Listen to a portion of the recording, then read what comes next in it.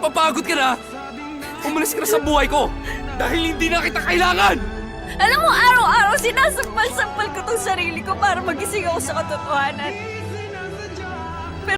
Dong, balita, manap-tap na rin yung balay, Dong? O, kung wala problema, diyan lang ipapilit sa portahan. Adre lang ko mag-tap-tap. O, papilit lang diyan. Kisa man na mong ipapilit, Kol? Wala ako man ng angkol. Landagan di si angkol di. Ay, daog na si angkol. Babutan ba na si angkol? Eh, man ng angkol? O, igsoon mo ko na siyang papa. Nyaman mo angkol ron. Nabantayan ako siya dito kanina. Ito may kakahuyan ito, bitaw. Ito likod. Oh, nanugway mo siguro itong baka. Sige, ako sa kanhiw, Andrea. Dagan ni si angkol eh. Cute man si angkol sa nga picture. Ano sa man siya, ubol? Wanted kay nangawat og baka. Ay, kabuang! Kol! Kol, dagan, Kol! Nangita ni mo, pulis siguro na. Okay, bata, saan ka nakatira? Sa tinitirahan po ng magulang ko. Saan nakatira yung magulang mo? Sa tinitirahan ko po. Saan kayo lahat nakatira? Sa isang bahay lang po. Saan ba yung bahay nyo? Sa tabi po ng kapitbahay namin. Saan ba yung bahay ng kapitbahay nyo? Pag sinabi ko, di po kayo maniniwala. Sige na, sabihin mo na. Katabi lang po ng bahay namin.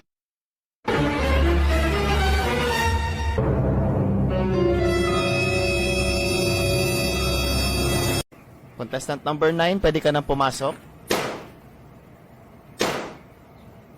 Grabe, di pa nga nagsisimula. Okay, ma'am, ba't nyo pinap yung balon nyo? Hindi ko po gusto yung muka. Ako din, ba't ba may ganyang muka dito? Sige sir, pakilala po kayo. Ako nga pala si Tyron.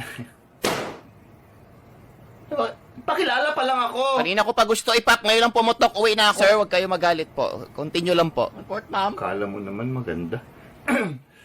Ang trabaho ko is gumagawa ako ng content sa TikTok.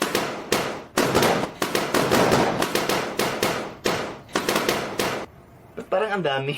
Ganun talaga, sir. Di ba 5 lang? O sa sobrang ayaw nila sa'yo, sir, kumuha sila ulit. May gusto ka ba sa ate ko? Sino dun? Teka, ang ibig ko sabihin kasi 4 kayo, di ba? 4. Sino dun? Sa mga nagsasabi dyan na bakla kami, umayos kayo ha. Itong katawan na to, bakla, umayos kayo. Sino ba nagsabi? Sila, ayan o. Hoy, kayo dyan ha. Huwag niyong sasabi-sabihin na bakla kami ha. Gusto niyo pumunta kayo dito, maghalik.